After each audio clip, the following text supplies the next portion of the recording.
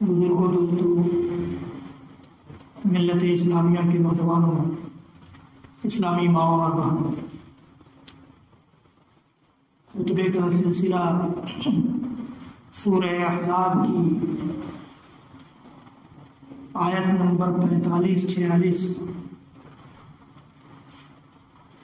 47 کی روشنی میں چل رہا ہے۔ ان آیتوں میں رب العالمین نے اپنے نبی محمد عربی صلی اللہ تعالی علیہ وآلہ وسلم کی ذمہ داریوں کو اور آپ پر عائد ہونے والے فریضوں کو بیان فرمایا۔ پہلی ذمہ داری اللہ رب العالمین نے یہ ڈالی کہ نبی، ہم نے آپ کو ساری قوموں اور ساری امتوں کے لیے گواہ بنا کر بھیجا ہے۔ دوسری ذمہ داری یہ ڈالی کہ آپ اللہ کے لیے توحید کو اختیار کرنے والوں اور نیک اعمال اس زندگی میں، دنیا کی زندگی میں انجام دینے والوں کو خوشخبری دینے کی ذمہ داری۔ اور تیسری ذمہ داری اللہ رب العالمین نے یہ ڈالی کہ جو لوگ اللہ کی توحید کو نہ تسلیم کریں، شرک اور کفر جیسے غلیظ عقیدوں میں پھنسے رہ جائیں، یا توحید کے ماننے کا دعویٰ تو کریں لیکن اپنے اعمال کو نہ سدھار پائیں، تو ایسے لوگوں کو اللہ کے عذاب اور اللہ کی سزاؤں سے ڈرائیں۔ یہ تیسری ذمہ داری تھی۔ اور ان ساری ذمہ داریوں کو نبھانے کے لیے اللہ کی اجازت اور اللہ کے بتائے ہوئے خطوط اور نقوش کے مطابق آپ اللہ کی طرف انسانیت کو دعوت دیں گے۔ داعیا الی اللہ بإذنہ، داعیا الی اللہ بإذنہ، اللہ کی طرف اللہ کی اجازت سے بلانے اور دعوت دینے پر ہی 2 جمعوں سے گفتگو چل رہی ہے۔ آج کا یہ جمعہ تیسرا جمعہ ہے۔ میں نے آپ کو بتایا تھا کہ اللہ رب العالمین نے محمد عربی صلی اللہ تعالی علیہ وسلم کو ساری انسانیت کے لیے داعی یعنی اللہ کی طرف بلانے والا بنا کر بھیجا ضرور ہے، لیکن اللہ تعالیٰ نے وہ خطوط، وہ نقشے بنا دیے ہیں، انہی خطوط اور نقشوں کے مطابق آپ کو دعوت دینا ہے۔ آپ اپنی مرضی سے کچھ نہیں کریں گے۔ چنانچہ آپ دیکھیے نبی اکرم صلی اللہ علیہ وسلم کی مکی زندگی پر نگاہ دوڑائیے تو آپ نے فوراً یہ نہیں فیصلہ کر لیا کہ آپ طائف جا کر طائف والوں کو دعوت دیں گے۔ آپ نے فوراً یہ فیصلہ نہیں کر لیا کہ مدینہ کے لوگ جو آتے ہیں حج کے موسم میں ان کو اسی وقت دعوت دے دیں گے۔ آپ نے فوراً اسی وقت یہ فیصلہ نہیں کر لیا کہ آپ یہاں سے دوسرے ممالک کے شاہوں اور بادشاہوں کو دعوتی خطوط جاری کر دیں گے۔ نہیں، اللہ تعالیٰ نے جس طرح سے جب آپ کو جیسا حکم دیا آپ نے اسی اعتبار سے دعوت کا فریضہ انجام کیا۔ چنانچہ 10 سال تک آپ مکہ والوں ہی کے ارد گرد گھومتے رہے، جہاں 2 چند لوگوں کے علاوہ کوئی اسلام قبول کرنے والا نہیں رہا، کوئی اسلام قبول نہیں کیا، لیکن اس کے باوجود آپ مکہ ہی والوں میں رہے۔ مکہ والوں کے ظلم و ستم برداشت کرتے رہے، مکہ والوں نے جن مشکلات میں ڈالا ان مشکلات کا سامنا کرتے رہے، لیکن آپ کہیں باہر نہیں گئے۔ کیوں؟ اس لیے کہ اللہ تعالیٰ کی اجازت نہیں تھی۔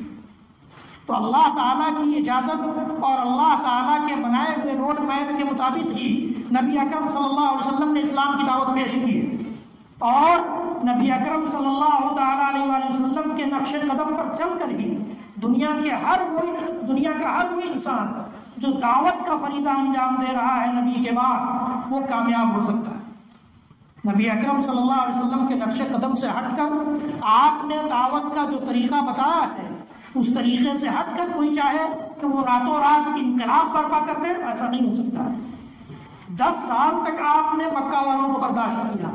11-12 سن ہجری میں، 11-12 سن نبوی میں اللہ کے نبی صلی اللہ علیہ وسلم نے مدینہ سے آنے والے حج کے موسم میں لوگوں سے ملاقاتیں کی، وہ بھی خفیہ طور پر۔ خفیہ طور پر مدینہ سے آنے والوں سے مکہ میں ملاقات کی اور پھر یہ دعوت مدینہ تک ٹرانسفر ہوا، اور پھر اللہ کے نبی صلی اللہ علیہ وسلم نے 13 سال نبوی میں یہ آپ تشریف لے گئے طائف، جہاں طائف جا کر کے آپ نے دعوت پیش کی، وہاں بھی کامیابی نہیں ملی، اور پھر اللہ کی اجازت سے جب ہجرت کی اجازت ہوئی تو آپ 13 سال کے بعد مکہ سے مدینہ ہجرت کر کے تشریف لے گئے، اور وہ بھی ہجرت کا سفر بھی اللہ تعالیٰ کے بتائے ہوئے طریقے کے مطابق طے کیا۔ ہجرت کا سفر بھی اللہ کے نبی صلی اللہ علیہ وسلم کو جس طرح بتایا گیا تو اس طرح آپ نے طے کیا، اور پھر وہاں جانے کے بعد یہ نہیں سوچا کہ اب تو مدینہ میں اپنی حکومت قائم ہو گئی، فوراً چڑھ دوڑو اور لوگوں پر جنگیں ٹھوکتے رہو، نہیں، جنگ کی اجازت ملی تب جنگ کی تیاریاں شروع ہوئی۔ پھر صلح حدیبیہ میں اللہ کی اجازت سے آپ نے صلح کیا مکہ والوں سے، اور اس کے بعد جب موقع ملا تو 8 سن ہجری تک، یعنی 2 سال یا 2.5 سال کے اندر میں آپ نے سارے بادشاہوں کو دعوتی خطوط جاری فرمائے۔ پھر اللہ کی اجازت سے مکہ آپ تشریف لائے اور مکہ فتح ہوا، تو اللہ کے نبی صلی اللہ علیہ وسلم نے اللہ تعالیٰ کی اجازت اور حکم کے مطابق، اللہ تعالیٰ کے بتائے ہوئے طریقوں کے مطابق اللہ کی دعوت پیش کی، اور اللہ کے دین کی جانب اللہ کے بندوں کو اور ساری انسانیت کو دعوت دی۔ اللہ کے نبی صلی اللہ علیہ وسلم نے اپنی زندگی میں یہ فرما دیا تھا کہ دیکھو، انبیاء اپنے مال و متاع کا، اپنے پراپرٹی اور جائیداد کا وارث کسی کو نہیں بناتے۔ انبیاء اپنے علم، اپنے لائے ہوئے دین اور اپنے جاری کیے ہوئے مشن کا وارث بناتے ہیں۔ چنانچہ فرمایا العلماء ورثۃ الانبیاء والانبیاء لم یورثوا دینارا ولا درہما، کہ آج کے بعد یعنی نبوت کے ختم ہونے کے بعد نبی اکرم صلی اللہ علیہ وسلم اس کائنات کے آخری نبی اور رسول تھے۔ آپ جانتے تھے کہ میرے بعد کوئی نبی آنے والا نہیں ہے، چنانچہ یہ ذمہ داری آپ ٹرانسفر کر رہے ہیں۔ اس حدیث میں فرماتے ہیں کہ علماء ورثۃ الانبیاء، علماء انبیاء کے وارث ہوں گے، اور علماء یہ جان لیں کہ انبیاء اپنا وارث دینار و درہم کا نہیں بنایا کرتے، کہ دینار اور درہم کے وارث نہیں، بلکہ انبیاء کے مشن کے وارث ہیں، انبیاء کی دعوت کے وارث ہیں، انبیاء جو دین اور جو قانون اور جو شریعت لے کر آئے ہیں ان کے وارث ہیں۔ سارے اللہ کے نبی صلی اللہ علیہ وسلم نے اس حدیث میں نبی کا لفظ استعمال نہیں کیا، اور یہ نہیں کہا کہ میرے وارث علماء ہوں گے، بلکہ سارے انبیاء کا وارث قرار دیا۔ مطلب یہ کہ سارے انبیاء کا دین، سارے انبیاء کی شریعت، سارے انبیاء کا مشن، سارے انبیاء کی دعوت صرف ایک تھی، اور وہ یہ کہ ساری انسانیت اللہ کی توحید کی قائل ہو جائے اور اللہ کے بتائے ہوئے قانون کو اپنی زندگی میں نافذ کرے۔ اللہ تعالیٰ نے فرمایا وَلَقَدْ بَعَثْنَا فِي كُلِّ أُمَّةٍ رَسُولًا أَنِ اعْبُدُوا اللَّهَ وَاجْتَنِبُوا الطَّاغُوتَ، ہم نے ہر امت میں، ہر قوم میں ایک رسول بھیجا، جس رسول کی ذمہ داری یہ ہوتی تھی کہ وہ جا کر اپنی قوم کو یہ دعوت دیں کہ ایک اللہ کی پرستش کرنے لگ جاؤ، اور اللہ کے علاوہ جن جن چیزوں کی پرستش اس کائنات میں ہو رہی ہے ان کی پرستش چھوڑ دو، طاغوت کی عبادت سے اپنے آپ کو بچا لو اور اللہ کی عبادت میں اپنے آپ کو لگا دو۔ اور طاغوت کی تفسیر مفسرین نے یہی کی ہے کہ الطاغوت هو كل ما عبد من دون اللہ، ہر وہ چیز جس کی عبادت کی جائے اللہ کے علاوہ وہ سب طاغوت ہے۔ وہ یہ نہ سمجھے کہ صرف بت ہی طاغوت ہے، مورتی ہی صرف طاغوت ہے، نہیں۔ اس کائنات میں لوگوں نے درختوں کی بھی پوجا کی، پتھروں کی بھی پوجا کی، دریاؤں کی بھی پوجا کی، سمندروں کی بھی پوجا کی، چاند اور سورج کی بھی پوجا کی، ستاروں کی بھی پوجا کی، آسمان و زمین کی بھی پوجا ہوتی ہے، اور اب تو حد یہ ہے کہ جانوروں کی بھی پوجا ہوتی ہے، خنزیر اور کتوں اور چوہوں تک کی عبادت ہوتی ہے۔ مصر میں ایک گروہ پیدا ہوا جس نے اپنے آپ کو عبادت الشیاطین کا، شیطانوں کی عبادت کرنے والے، انا للہ و انا الیہ راجعون۔ تو یہ سب طاغوت ہیں، اور طاغوت کی پرستش سے روکنے کی ذمہ داری انبیاء کی تھی، رسولوں کی تھی، اور ایک اللہ کی عبادت میں لگا دینے، انسانیت کو لگا دینے کی ذمہ داری انبیاء اور رسولوں کی تھی۔ اور انبیاء اور رسولوں کے خاتمے کے بعد، خاتم النبیین کے اس دنیا سے گزر جانے کے بعد، اب یہ ذمہ داری علماء کے پاس آ گئی کہ علماء اس مشن کو جاری کرے اور قیامت تک اس مشن اور اللہ کی دعوت کی طرف انسانیت کو بلائے۔ اللہ تعالیٰ نے فرمایا وما ارسلنا من رسول الا نوحی الیہ انہ لا الہ الا انا فاعبدون۔ ہم نے جو رسول بھی بھیجا سارے رسولوں کو ایک ہی پیغام دیا کہ وہ جا کر اپنی قوم کو یہ دعوت دے کہ میرے علاوہ کوئی معبود نہیں ہے، لہذا میری پرستش کی جائے، میری عبادت کی جائے۔ اور جو انسان خالص دل سے اللہ کی توحید کا قائل ہو جائے، اللہ کی توحید کو اپنا عقیدہ بنا لے، ایک اللہ کی پرستش میں لگ جائے، وہ ایسا نہیں ہو سکتا کہ وہ در در کی ٹھوکریں کھائے اور اس کو کوئی زندگی گزارنے کا سلیقہ اور نسخہ نہ ملے۔ اس کے سامنے انبیاء اور رسولوں کا نسخہ ہوگا اور اس کے مطابق وہ اللہ کے قانون کے دائرے میں رہ کر اپنی زندگی گزار لے گا۔ تو توحید کی دعوت سارے انبیاء اور رسولوں کی دعوت رہی ہے، اور یہی دعوت علماء کے ذمہ آیا کہ علماء اس دعوت کو آگے بڑھائیں۔ قرآن نے کہا وما كان المؤمنون لينفروا كافة فلولا نفر من كل فرقة منهم طائفة ليتفقهوا في الدين ولينذروا قومهم إذا رجعوا إليهم لعلهم يحذرون۔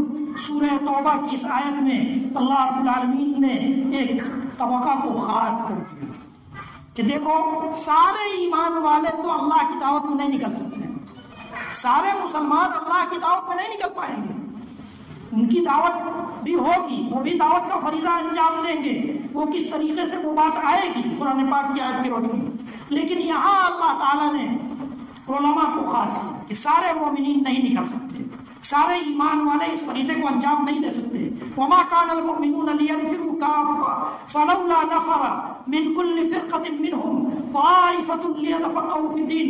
لیکن ایسا تو ہونا ہی چاہیے، اللہ تعالیٰ کہتا ہے لیکن ایسا تو ہونا ہی چاہیے کہ ہر خاندان میں سے، ہر قبیلے میں سے، ہر شہر اور محلے میں سے ایک گروہ پیدا کیا جائے، ایک گروہ بنایا جائے، علماء کا گروہ بنایا جائے، ان لوگوں کا گروہ بنایا جائے جو دین میں سمجھ حاصل کریں، دین کی سمجھ حاصل، یتفقہوا فی الدین، دین کی سمجھ حاصل کریں۔ اس لیے کہ دین کی دعوت دینے کے لیے، اللہ کی توحید کی طرف انسانیت کو بلانے کے لیے، اللہ کا پیغام اللہ کے بندوں تک پہنچانے کے لیے سب سے بنیادی چیز ہے کہ دین کا علم انسان کے پاس ہو، دین کی سمجھ انسان کے پاس ہو۔ اللہ کے نبی صلی اللہ علیہ وسلم نے حضرت عبداللہ بن عباس رضی اللہ تعالیٰ عنہ کے لیے دعا کی تھی کہ اللہم فقہہ فی الدین وعلمہ بالتأویل۔ یہ کتنی ضروری چیز ہے کہ نبی اکرم صلی اللہ علیہ وسلم نے اپنے چچا زاد بھائی اور اس امت کے عالم جن کو حبر الامہ کہا گیا ہے، ان کے لیے دعا کی تھی کہ اللہ عبداللہ بن عباس کو دین کا سمجھدار بنا دے، دین کی سمجھ سے نواز دے، دین کا فقیہ بنا دے اور قرآن کا عالم بنا دے، قرآن کی تفسیر بھی سکھلا دے۔ چنانچہ تفسیری روایتوں کو جب ہم دیکھتے ہیں تو معلوم ہوتا ہے کہ عبداللہ بن عباس سے بہت ساری روایتیں تفسیر گزری۔ عبداللہ بن عباس کسی لفظ کی تشریح کر رہے ہیں قرآن کی، کسی آیت کی تفسیر کر رہے ہیں قرآن کی، عبداللہ بن عباس، اور دین کی سمجھ اتنی تھی۔ میں نے وہ واقعہ آپ کو سنایا بھی ہے کہ حضرت عمر بن خطاب رضی اللہ تعالیٰ عنہ کے دور میں صحابہ کرام، بڑے بڑے صحابہ کرام کی ایک جماعت نے آبجیکشن کیا حضرت عمر پر کہ حضرت عمر عبداللہ بن عباس جیسے کم عمر صحابی کو، چھوٹے صحابی تھے، کم عمر کے صحابی تھے، ان کو اپنے قریب بیٹھاتے ہیں اور بڑے بڑے عمر دراز صحابہ کو دور بیٹھاتے ہیں، یہ کیا طریقہ ہے؟ حضرت عمر بن خطاب رضی اللہ تعالیٰ عنہ پر آبجیکشن ہوا۔ حضرت عمر بن خطاب رضی اللہ تعالیٰ عنہ کو معلوم ہو، آپ نے اپنی مجلس میں سارے بڑے بڑے صحابہ سے پوچھا کہ یہ بتاؤ کہ اذا جاء نصر اللہ والفتح ورأيت الناس يدخلون في دين الله افواجا فسبح بحمد ربك واستغفر انه كان توابا۔ 2 لائنوں کی صورت اور 3 آیتوں کی صورت سے تم لوگ کیا سمجھتے ہو؟ سب نے اپنی اپنی سمجھ بیان فرمائی۔ عبداللہ بن عباس سے آخر میں پوچھا کہ عبداللہ تم کیا سمجھتے ہو اس صورت سے؟ تو کہا کہ اللہ تعالیٰ نے اس صورت میں نبی اکرم صلی اللہ علیہ وسلم کی وفات کی خبر دی، اس صورت میں نبی اکرم صلی اللہ علیہ وسلم کی اس دنیا سے کوچ کر جانے کی خبر دی ہے، تو کہا وہ کیسے؟ کہا کہ کام ختم ہو چکا ہے۔ اس صورت میں یہ بتایا گیا ہے کہ اللہ کی مدد آ گئی، اللہ نے مکہ بھی فتح کر دیا، اذا جاء نصر اللہ والفتح ورأیت الناس يدخلون فی دین اللہ افواجا، اور اے نبی آپ نے انسانیت کو اللہ کے دین میں فوج داخل ہوتے دیکھ بھی لیا، ورأیت الناس يدخلون فی دین اللہ افواجا فسبح بحمد ربک واستغفر۔ اب آپ اللہ کی تسبیح بیان کیجئے اور توبہ استغفار کیجئے، اللہ بڑا توبہ قبول کرنے والا ہے۔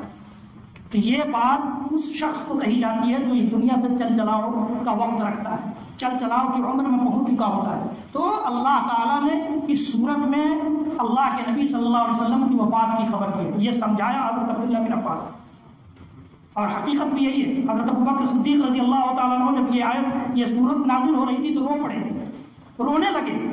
کہا کہ ابوبکر کیوں روتے ہو؟ اللہ کے نبی صلی اللہ علیہ وسلم نے پوچھا، تو اللہ کے نبی صلی اللہ علیہ وسلم تو حضرت ابوبکر نے جواب دیا کہ لگتا ہے کہ اس صورت کے ذریعے آپ کے آخری ایام سے ہم گزر رہے ہیں۔ تو اللہ کے نبی صلی اللہ علیہ وسلم نے بتایا کہ ہاں یہی بات ہے۔ تو آخری ایام میں یہ صورت سب سے آخری صورت ہے، صورت کی حیثیت سے نازل ہوئی، صورت کی حیثیت سے نازل ہونے والی سب سے آخری صورت ہے، اور آیت کی حیثیت سے نازل ہونے والی سب سے آخری آیت وَاتَّقُوا يَوْمًا تُرْجَعُونَ فِيهِ إِلَى اللَّهِ ثُمَّ تُوَفَّى كُلُّ نَفْسٍ مَا كَسَبَتْ وَهُمْ لَا يُظْلَمُونَ۔ اس دن سے ڈرو جس دن تم سب اللہ کے پاس لوٹائے جاؤ گے، اور ہر نفس کو، ہر جان کو، ہر شخص کو اس کے کیے ہوئے کا پورا پورا بدلہ دیا جائے گا، کسی پر کوئی ظلم نہیں کیا جائے گا۔ یہ آخری آیت ہے۔ تو حضرت عمر بن خطاب رضی اللہ تعالیٰ عنہ نے صحابہ سے کہا کہ دیکھو اسی وجہ سے میں اسے اپنے قریب بیٹھا، اس کے پاس دین کی سمجھ ہے۔ تو دین کی سمجھ اتنی اہم چیز ہے کہ اللہ کے نبی صلی اللہ علیہ وسلم نے عبداللہ بن عباس کے لیے دعا فرمائی کہ اللہم فقہہ فی الدین۔ میں یہ کہہ رہا تھا کہ ہر طبقے اور ہر خاندان، ہر محلے، ہر شہر اور ہر گاؤں سے ایک طبقہ، ایک ایسا عالم ربانی اٹھے جو انسانیت کے لیے، انسانیت میں اللہ کے نبی کے مشن کو آگے بڑھانے کے لیے، انبیاء کی جاری کی ہوئی دعوت کو آگے بڑھانے کے لیے، وہ اس کا فریضے کو انجام دینے کے لیے دین کا علم حاصل کرے، دین کی سمجھ حاصل کرے۔ اللہ تعالیٰ نے کہا کہ سارے ایمان والے، سارے مسلمان، ہر ایک کی الگ الگ مشغولیت ہے، لیکن کچھ لوگ ایسے ہونے چاہیے۔ لیکن یہ افسوس کی بات ہے کہ جب ہم لوگ پڑھتے تھے دلی میں جب ہم لوگ علم حاصل کرتے تھے، اس وقت بھی یو پی، مدھیہ پردیش یا اسی طرح سے گجرات یا ان علاقوں کے بچے اکا دکا وہاں دین کا علم حاصل کرتے تھے۔ زیادہ تعداد بہار کی، اور اس سے زیادہ تعداد بنگال کی، یا اس سے زیادہ تعداد جھارکھنڈ وغیرہ کی ہوتی تھی۔ آج بھی وہی ہے۔ آج تو بہار کی بھی حالت بدتر ہو گئی۔ بہار کے دینی مدرسوں میں علم حاصل کرنے والے بچے بہت کم ہیں۔ جھارکھنڈ اور بنگال، آسام، یعنی ان علاقوں کے بچے زیادہ ہیں جہاں غریبی ہے، جن کے پاس پیسہ ان کو مدرسہ میں پڑھانے کی ضرورت، مولوی صاحب بنے گے۔ اللہ تعالیٰ نے کہا کہ ایسے لوگ ہونے چاہیے، ایسی جماعت ہونی چاہیے، لیتفقہوا فی الدین، جو دین کی سمجھ حاصل کرے، وَيُنذِرُوا قَوْمَهُمْ إِذَا رَجَعُوا إِلَيْهِ، اور دین کی سمجھ حاصل کر کے اپنے علاقے، اپنے شہر، اپنے محلے، اپنے گاؤں میں لوٹ کر آئیں اور قوم کو ڈرائیں۔ لِيُنذِرُوا قَوْمَهُمْ إِذَا رَجَعُوا إِلَيْهِ، ہو سکتا ہے قوم کے لوگ ڈر جائیں اور اللہ کے راستے پر آ جائیں۔ تو ایک تو دعوتی فریضہ اور علماء کو انجام دینا، اس آیت میں سورۃ توبہ کی آیت ہے۔ اسی طرح سے عام امت کے لیے بھی اللہ تعالیٰ نے فرمایا وَلْتَكُن مِّنكُمْ أُمَّةٌ يَدْعُونَ إِلَى الْخَيْرِ يَأْمُرُونَ بِالْمَعْرُوفِ وَيَنْهَوْنَ عَنِ الْمُنكَرِ وَأُولَٰئِكَ هُمُ الْمُفْلِحُونَ۔ تم میں سے ایک جماعت ہونی چاہیے، تم میں سے ایک جماعت ہونی چاہیے جو خیر کی طرف لوگوں کو بلائے، خیر کی دعوت دے، اچھائی اور اچھی قدروں کی طرف لوگوں کو دعوت دے، اور معروف کا حکم دے۔ معروف ہر اس کام کو کہا جاتا ہے جس سے اللہ راضی ہو، ہر اس بات کو جس سے اللہ راضی ہو، اور منکر ہر وہ کام اور بات جس سے اللہ ناراض ہو۔ تو معروف کا حکم دے اور منکر سے روکے، ایک جماعت ایسی ہونی چاہیے۔ یہاں عام بات کہی گئی کہ ایک جماعت، ایک ٹولی ایسی ہونی چاہیے تو اس فریضے کو انجام دے۔ وَلْتَكُن مِّنكُمْ أُمَّةٌ يَدْعُونَ إِلَى، سورہ آل عمران کی آیت ہے، وَلْتَكُن مِّنكُمْ أُمَّةٌ يَدْعُونَ إِلَى الْخَيْرِ يَأْمُرُونَ بِالْمَعْرُوفِ وَيَنْهَوْنَ عَنِ الْمُنكَرِ وَأُولَٰئِكَ هُمُ الْمُفْلِحُونَ۔ وہی لوگ کامیاب ہوں گے، جو اللہ کے دین کی طرف بلائیں گے، معروف کا حکم دیں گے، منکر سے روکیں گے، وہ لوگ کامیاب ہوں گے۔ اور اگر ان کی بات قوم نے بھی مان لی، جن کو وہ بلا رہے ہیں، جن کی طرف جن لوگوں کو وہ اللہ کی طرف بلا رہے ہیں، معروف کا حکم دے رہے ہیں، منکر سے روک رہے ہیں، انہوں نے مان لی تو وہ بھی کامیاب ہو جائے۔ ایک عام جماعت، اللہ تعالیٰ نے یہاں کہا کہ ایک عام جماعت نہیں چلتا۔ پھر اس کے بعد ساری امت پر بھی فریضہ عائد کر دیا تھا، کنتم خیر امہ اخرجت للناس تأمرون بالمعروف وتنہون عن المنکر۔ وہاں کیا تھا کہ دین کی فقہ اور سمجھ حاصل کر کے علماء آئیں گے، دین کی بنیادی باتوں اور دین کی بنیادوں کو سامنے رکھتے ہوئے اللہ کے دین کی دعوت دیں گے، توحید کو سمجھ کر آئیں گے، شرک کو سمجھ کر آئیں گے، کفر کو سمجھ کر آئیں گے، نبی اکرم صلی اللہ علیہ وسلم کی پیروی اور اتباع کیسے کی جائے یہ سمجھ کر آئیں گے، نبی اکرم صلی اللہ علیہ وسلم کی سنت و سیرت پڑھ کر آئیں گے، آپ کے اخلاق و کردار کو پڑھ کر آئیں گے، اور دینی معاملات کی روشنی میں کیسے زندگی گزاری جائے یہ پڑھ کر آئیں گے، لوگوں کی رہنمائی کریں گے۔ ایک بات تو یہ تھی۔